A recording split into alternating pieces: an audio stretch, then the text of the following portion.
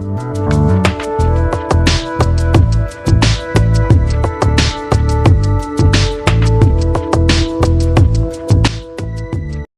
back po sa ating channel. Pinuri ng aktor na si James Reid ang aktres na si Catherine Bernardo. Reaksyon ng mga netizens alamin. Totoong tao at super talented kung ilarawan ng actor, singer at record producer na si James Reid ang kapamilya superstar na si Catherine Bernardo.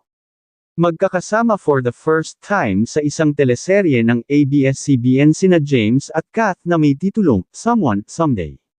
Ka-join din sa show si Maha Salvador. Sa isang panayam kinumusta ang aktor tungkol sa working relationship nila ni Catherine. It's been an amazing experience, working with Kath. Extremely professional, very talented. And not just Kath, Maha, the whole staff. Everyone's very friendly, encouraging. Exciting project, ang chika ng aktor. Paglalarawan pa niya kay Catherine, I think Kath is kind of who I expected she would be. She's incredibly humble, and very talented. Super easy to get along with. But that's always how I saw her since I would see her at ABS-CBN, ASAP, and other stuff. She's very genuine, lahad ni James. Sa question naman kung ano-ano ang natutunan niya kay Catherine bilang leading lady, I love how hands-on Kath is when it comes to script. And the team really respects a lot of our suggestions, like tweaks. I think because of, obviously our experience and our talents. So, yeah, that's something I really admire, how hands-on she is. How she knows how to work with the cast, dagdag ng binata. Nagpapasalamat din siya sa fans nila ni Catherine dahil suportado ng mga ito sa una nilang pagtatambal sa telebisyon.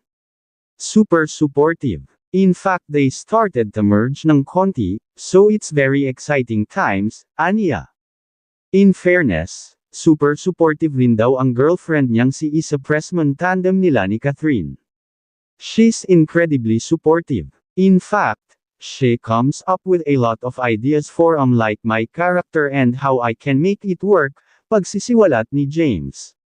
So just no weirdness or anything like that, We're all professionals. We understand, how it works, and she knows that it's acting as a job. So she doesn't take it very seriously. She's been very helpful with helping me build my character as well, say pa ni James. Samantala, pinuri naman ng mga solid fans nito ang naturang aktor dahil kahit hanggang ngayon proud siya na makasama siya sa iisang proyekto, ay naroon pa rin ang labis na paghanga nito sa aktres bilang kaibigan.